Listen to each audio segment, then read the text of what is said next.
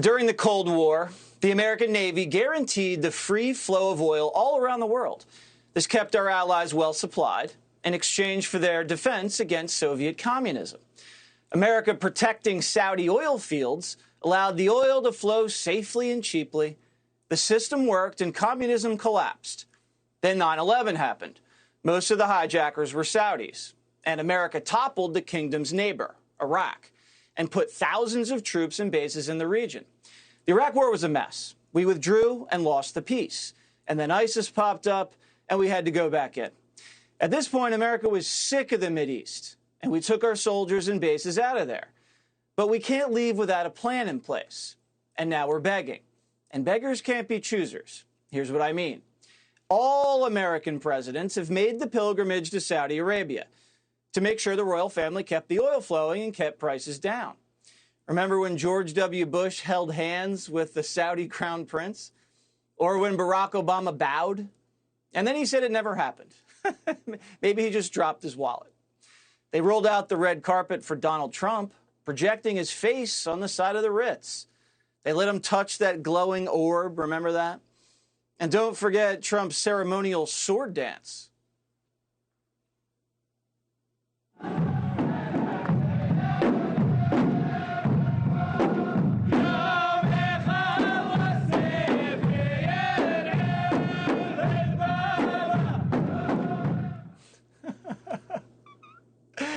At these times, we had leverage over the Saudis because we had troops, bases, and carriers in the Middle East, not to mention some sweet arms deals.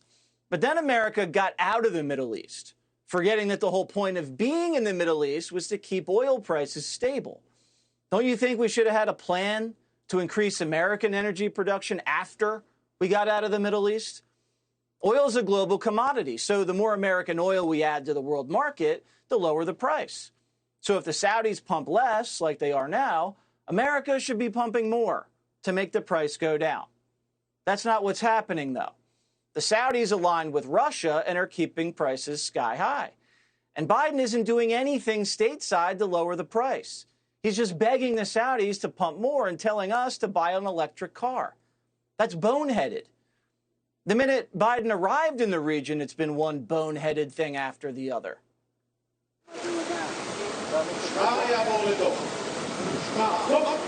תודה לנשיא המדינה ולנשיא ארצות הברית. Thank you, President.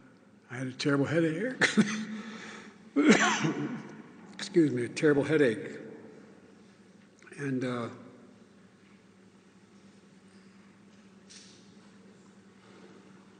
sorry.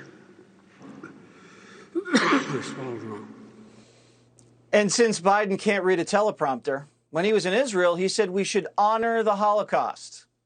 Later today, I will once more return to the hallowed ground of Yad Vashem to honor 6 million Jewish lives were stolen in the genocide and continue, which we must do every day, continue to bear witness. To keep alive the truth and honor of the Holocaust, horror of the Holocaust. Now he's in Saudi Arabia begging for oil. Biden made two major mistakes to get us into this mess. His first was when the Saudis murdered a Muslim journalist. Biden called the crown prince an animal and promised to make him a world pariah. We were going to, in fact, make them pay the price and make them, in fact, the pariah that they are. There's very little social redeeming value in the present government in Saudi Arabia. Biden blasted the guy who runs the gas station and can't understand why prices are so high when he wants to fill up. Now the crown prince hates Joe Biden and isn't going to boost production that much, no matter how much Joe grovels. It's personal. Biden looks like a phony, too. Just a couple weeks ago, he told us he wasn't going to go over there and meet the guy. I'm not going to meet with MBS. I'm going to an international meeting, and he's going to be part of it, just like there were people part of the discussion today. But the White House had a plan. His handlers didn't want pictures of Biden shaking the crown prince's bloody hands. So the plan was to fist bump everybody and blame COVID. But of course, Biden forgot and just shook hands with pretty much everybody. And once he met MBS, he remembered the plan and gave Prince Pariah a little fist bump. Democratic presidents have shaken hands with Russian, Asian, and African leaders who've slaughtered scores of people. But if you kill a journalist, oh, that crosses the line. You only get a fist bump. Biden's second mistake is joining the global warming cult. Biden took office and tried to bankrupt American oil and gas companies. While the Saudis got a fist bump, our Keystone Pipeline workers got fired. But the green thing is like 50 years off. So Joe's talking about a transition that's not going to happen for ages, if ever. The only thing that's going to happen now is Americans get hurt. So here's the bottom line. Like it or not, the economy runs on fossil fuels. Getting fossil fuels out of the ground is tough stuff. And there's tough people involved all over the world. We need cheap energy to survive. If we don't have it, people suffer. Life gets expensive. And companies go out of business. This is black and white. It's basic math, supply and demand. If you inject woke ideology and idealism into the equation, prices go up and Americans feel pain. They can't eat, can't move, can't make ends meet. They lose their savings and their freedom. Oil is freedom. The more oil you have, the more freedom you have. The American people understand this. But Biden thinks we'll fall for the same talking points he's been pushing for months. When a reporter asked about sky-high prices today, this is what he said. They're coming down every single day, to the best of my knowledge. When will we see the impact of this visit? I suspect you won't see that for another couple weeks. And we'll see more when we see gas stations start to lower their price consistent with what they're paying for the oil. Joe, it's not the gas stations, man. It's you.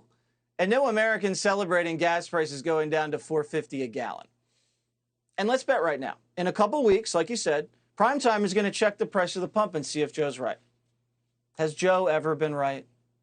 Our president doesn't understand any of this. He's not smart. He plagiarized his way through school and still barely made it. He got lucky when Obama tapped him as VP and got lucky again when COVID swept Trump out. Now we're stuck with a simpleton with no vision and bad instincts.